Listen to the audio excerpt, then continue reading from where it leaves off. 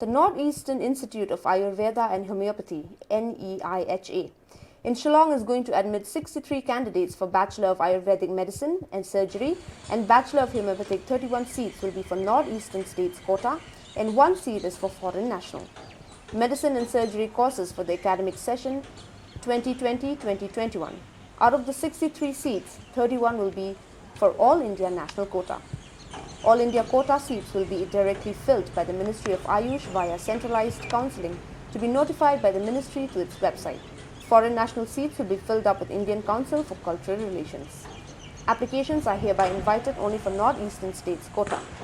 Candidates who qualified NEET 2020 and desirous of taking admission in NEIAH on the Northeastern States quota except Assam for the above mentioned courses may access the prescribed application form and information brochure from the Institute's website www.neiah.nic.in.